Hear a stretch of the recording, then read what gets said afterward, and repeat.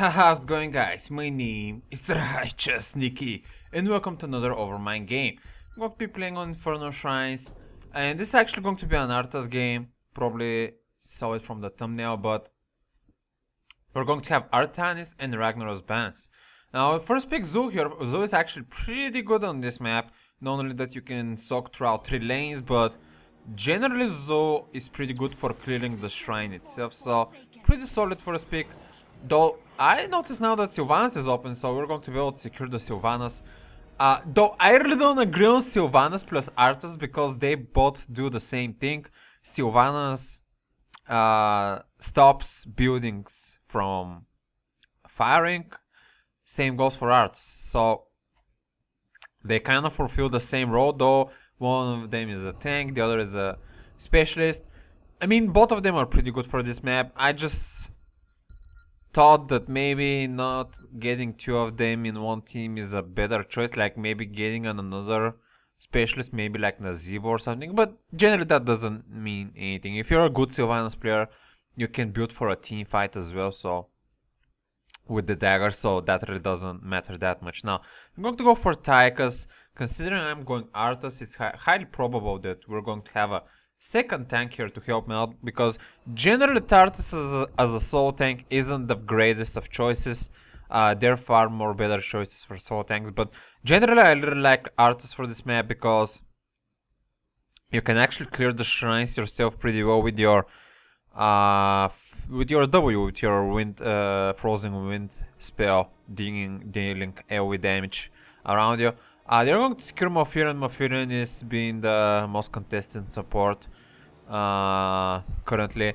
I think that might actually change soon with the introduction of Wucio, because even if Wucio's healing isn't that strong, I think just because of the mobility potential of Wucio, he's going to be a strong support.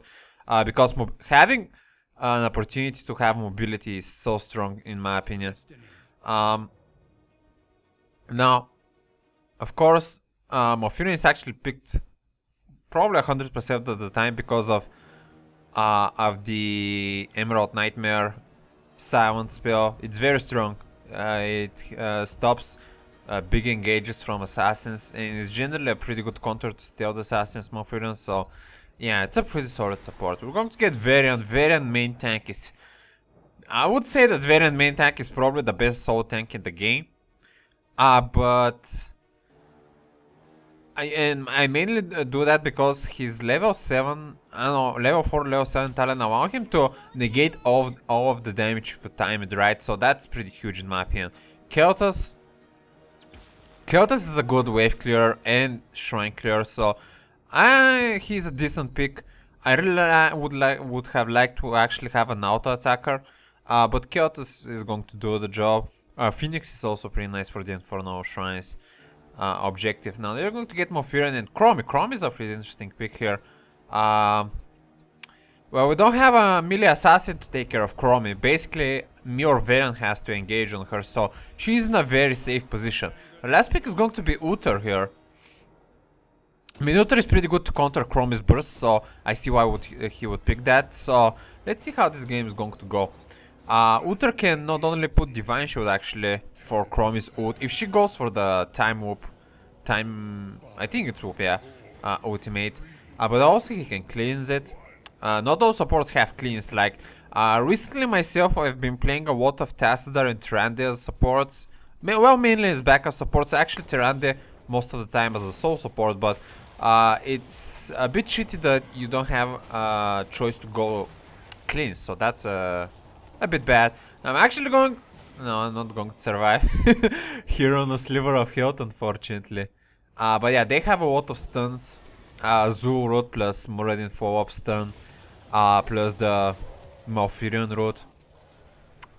Cleanse is definitely very good too against their team. Now, Arthas... I think I definitely didn't go for the block talent. I wasn't paying attention what I picked. But generally versus 3 ranged, I think I might have gotten for the Howling Wind talent. Though, I actually really like, for this map particularly, to go Frostmourne level 1 talent so I can get a bit more mana from my attacks and then upgrade my my E. Actually, I totally said the wrong ability earlier in the video. It's not W, it's E that is the winds. So upgrading the winds for this map is actually pretty good because you can just do more AoE around you and spec into that just in general. But it's not that good versus their team in particular, I think. I really need to see what I'm building currently. But if I was in this situation, I would probably go for the Dead Coil build. So let's see. Ultra Dead there. Keltas pretty well. This seems... Oh, I managed to freeze Tychus there. I'm just going to poke him a bit. I'm definitely not a Frostmourne Talent because I don't see the quest, so I'm going for the Mortal Coil build. Basically, this build allows me to not be that much into the front lane. Oh, I'm going to get just burst there by the Chromie damage. This build allows me to be a bit more ranged oriented as an Arthas. And to be honest, I really don't want to be getting caught by them and getting focused fired. This build is going to allow me to sustain myself from a decent range, and especially to be able to provide some actually poke towards their backlane, which is going to be actually very needed. So the shrine is up, they start clearing it. Both Sylvanas and Zuas are actually soaking the lanes. I mean, this is a very nice tactic, especially if it's zoned by 2 players, but let's say if one of them actually decide to stay, it's going to be a very strange fight for either of the team, if either was Zu here or Sylvanas. Kitty, please go away from the lamp, Kitty. I'm going to die here. Pretty unfortunate. I actually managed to get some pretty nice freeze on Chromie there, but unfortunately no follow-up. I don't know why my Kitty is sniffing the lamp there. Have no idea, but she's blocking my lamp view. Kitty, please. Kitty. Oh, come on.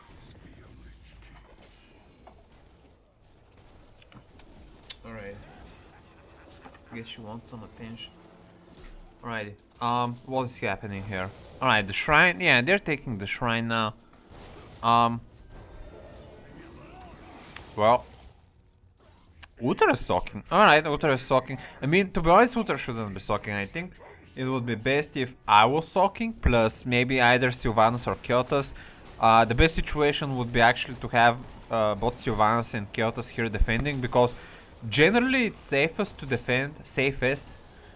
defend with ranged people, because you cannot get engaged that easily by the enemy team. While when you're a melee, the Punisher has a pretty likely chance that he's going to jump on you and stun you, and that may lead to a follow-up of the enemy team. So generally what you want to do, if you're behind on level and want to soak, you should send the tanks and maybe people with global presence if you have that. But generally we would probably want to keep the ranged damage dealers and healer on the Punisher. Healer just in case if they do decide to go engage. I'm going to manage to land a very nice... Oh, there goes the ultimate on Kitty. If you do that one more time, I'm going to be a bit pissed. Yeah, by the way, I've been playing Uther recently, and I had a Chromie in my enemy team, and I didn't know that you actually have a special way to cleanse for you to engage the Chromie's ultimate. When it happened, I cleansed instantly, and nothing changed. So I asked my team, guys, what is wrong? The cleanse didn't work. And I'm sure it works because I've seen other people cleanse it properly. And the whole team was pissed. They told me that I need to do it in the last seconds because the cleanse duration makes you unstoppable for 1 second. So the spell cannot transport you. So it definitely makes sense. I just didn't know it worked that way because I haven't had an opportunity to play a support versus a Chromie. So I never knew how exactly to do it. Alright, level 10 upcoming here. They're going to have the level 10 first, so that's pretty unfortunate. I just decided to start this game because Keltas is pretty near. Why not? The other two guys are going to be soaking the other two lanes, so It's not going to be a problem. My kitty is getting wild here. It's getting very wild. She's messing with my cables here. It's really disconcentrating me. Yeah, I might need to take some extra measures. Maybe walk her out of the room. I generally don't like to do it because she's a very kind soul. But she's she's doing this in the worst possible moment. I'm going to be soaking. They're going to secure that shrine again. Actually, I'm going to use the Syndragosa here because I know that we're not going to be able to push anytime soon. And why not maybe do some siege damage in the meantime? We're actually going to be able to take care of Arthas, so that's Taika, so that's going to be pretty cool. Now I'm going pretty cool. Now I'm going versus Mofurian. I did miss my freeze, so that's going to be a bit unfortunate. But what you're going to do? No, actually, was that Mofurian again sneaking there? It's pretty strange. We actually managed to push that much here, but Kyoto's getting rooted there. Chromie was actually probably going to kill him there, but I started zoning her out to scare her away, and it worked, so that was pretty nice, though I didn't get frozen in time there, so I couldn't really do much of a chase. Sylvanas is defending versus the Punisher, so that's going to be very nice. And my kitty finally chilled in my arms. Yeah. So, you know the dead core build, I'm not going to be explaining much in that. We're going to be able to defend that. At the moment, they're actually not leading by that much. Like, they have 1 fort down, and now we're trying to get a 2nd fort. They generally have like 1 level advantage, so that's not that big of a deal. We're generally a bit behind here, and are doing our best to just stick on the levels because it seems, or at least it feels to us, that they are going to own us in team fights. Like, maybe we don't feel that confident yet. No, but generally we're playing on the defensive side here. They're going to get this camp there. Oh, I see on the minimap there's some engage happening. Sylvanas is going to die. I guess they engage on the right camp. I don't know what Sylvanas was doing actually there. I mean, if I saw that they secured the left camp on the minimap, that was secure, I would immediately think that they're coming right next to me to secure the next camp, or at least to check it to see if anyone is doing it. I mean, I would have run straight away, leave the camp, even if it was like 2 minutes left. It's not worth the risk there. I actually throw the Syndragosa there to do some kind of a minor push from the minions only, because I know they are going to come defend. I don't have fast enough damage to push the fort by my own, and I know that I'm probably not going to be using the Syndragosa anytime soon, because first, shrine, I feel like the shrine isn't going to be spawning anytime soon, and second, we are level and don't have level 13. We don't really want to be looking for a fight. Now this looks pretty bad. I'm trying to zone them a bit so Uther can escape. Varian should be getting the hell out of here. Chromewood going down. I even got ulted by Uther. I don't think I really needed it actually there. But they're going very deep now. We will finally manage to get level 13. But yeah, I mean, we could actually fight here because we have the level talents at equal at the moment, so that looks pretty well. I think we were definitely going to try that. I'm really happy that they don't have a Tychus turret. To be honest, the main problem for me is the Tychus turret. Of course, the ghost wall from Zoo is also down. So that's pretty nice. Oh, Sylvanas ulti going down. We managed to secure a kill there on Zoo. I'm a bit low, but not that problematic. Muradin going a bit low as well. This fight is going in our favor here. I'm going to get a casual freeze there on Mofurian, but that's not going to lead to anything. I'm going to throw the Syndragosa there and make an engage from the side, but Tychus kinda did dodge my W, but we're going to be able to secure 2 kills there with the CC of Varian and the damage of Kyoto, so that was pretty cool. I guess the swap from Syndragosa was enough for us to make a very nice engage to wipe them out. So we're going to be able, probably, to secure this Punisher, which is going to be our first Punisher. Very nice. I'm going to be able to secure some siege damage and experience. Now the problem I have with Arthas is that I really need to use Syndragosa for our team to make some kills, but I also really want to have Syndragosa for pushes. Now in our case, we have a Sylvanas, so that really doesn't matter, but generally if we didn't have the Sylvanas, well, I would probably use the Syndragosa for the team fight, because in my opinion it's better to actually have less enemies to take care of while we're pushing than having frozen structures but having a 5 versus 5 possibility of a fight. I think that's a worse situation, so definitely Syndragosa for team fight. But in some cases it might be better to save it for a push, but I don't know, it really depends how the team fight goes on, if you actually really need it. But Sylvanas died somehow. I didn't really pay attention, but we didn't, because of that, we didn't manage actually to push. And we need to defend versus the top camp, and actually we didn't manage to kill the middle fort as well. It's actually pretty even at the moment. You can see the middle and the top fort are almost at the same HP very well.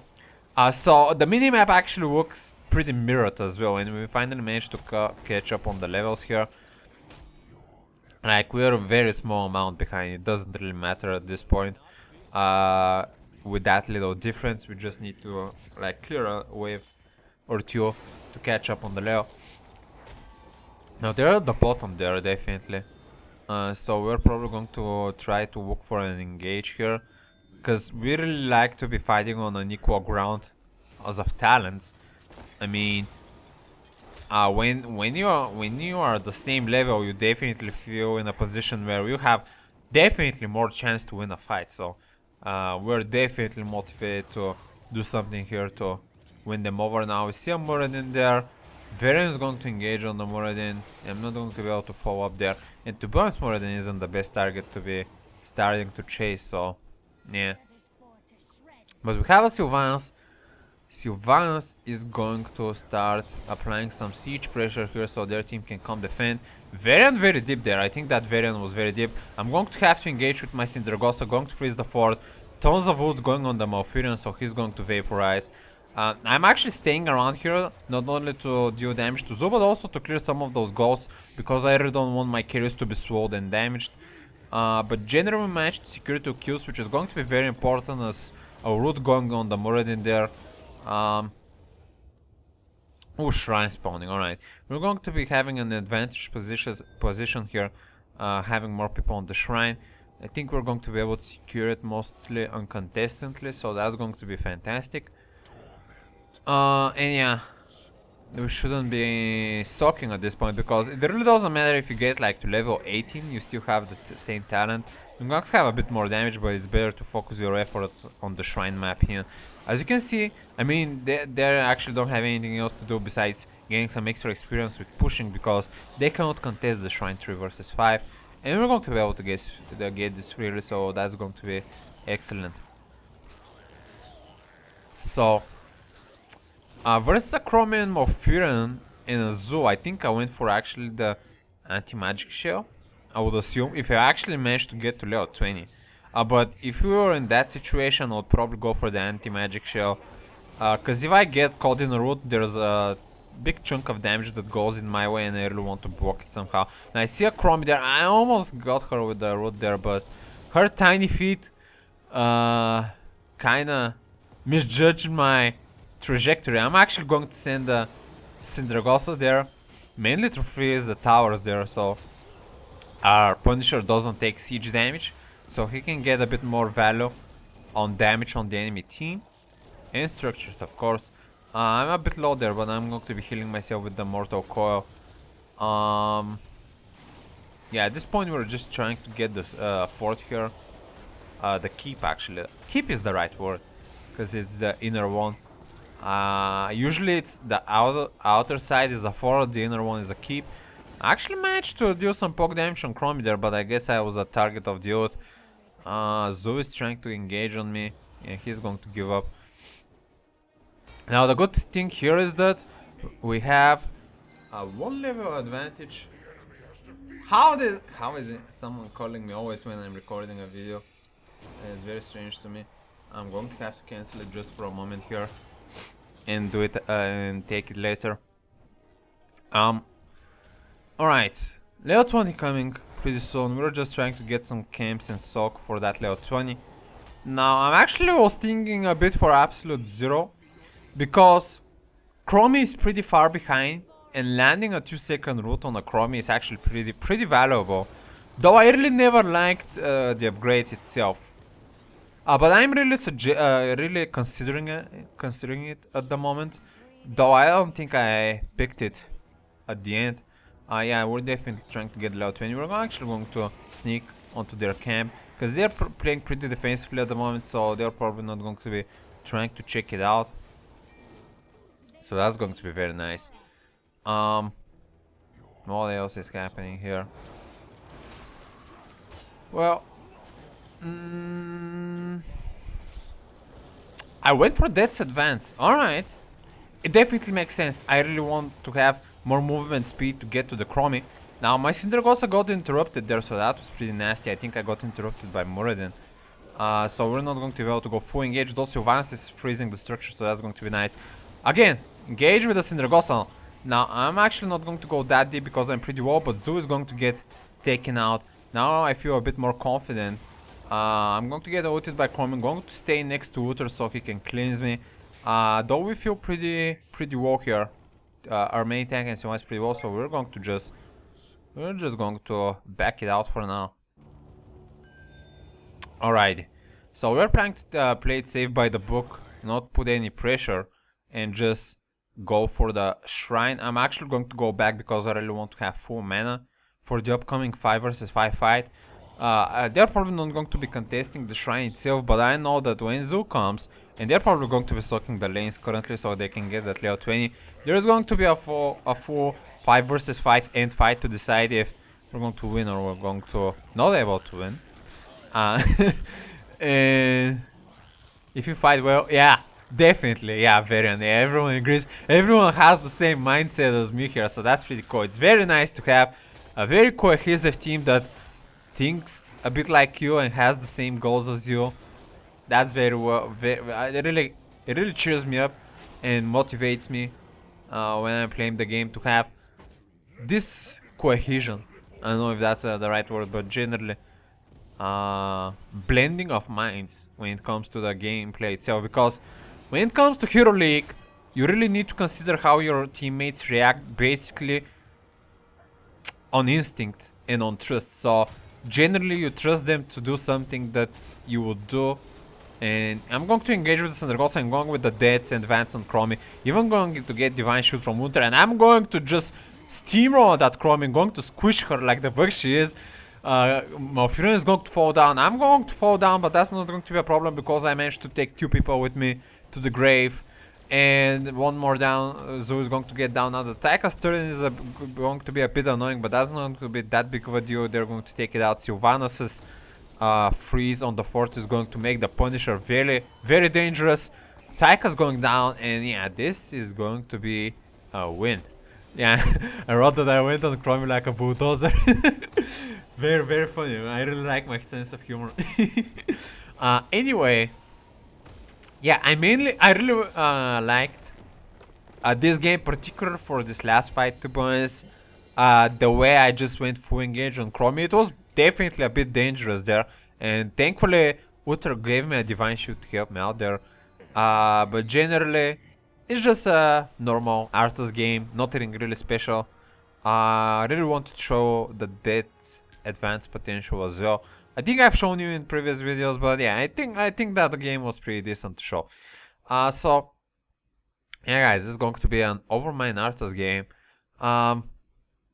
Sorry if recently, at least that's how I feel it, like my commentaries maybe being a bit repetitive, but I really don't know how else I should be commentating on my games. Like, I'm just trying to explain to you what's happening at the moment, and yeah, I mean, I feel like maybe I'm missing a bit more of the real-time action commentary that someone suggested, but I don't know, you tell me. But as for now, thank you for watching, guys, and until next time, stay righteous. It's a considerable choice. It really depends what you need in the moment. Now, I'm going to be giving shoots to Illidan. He sustained himself quite well. I'm going to put the Archon as well, doing damage on the back lane. Zoo is going pretty well faster with the engage, with the wind. I'm going to get healed, so that's pretty cool. I'm going to continue to shoot Illidan. And this game is going pretty well for us at the moment. Like the Illidan Tassler combo is huge. And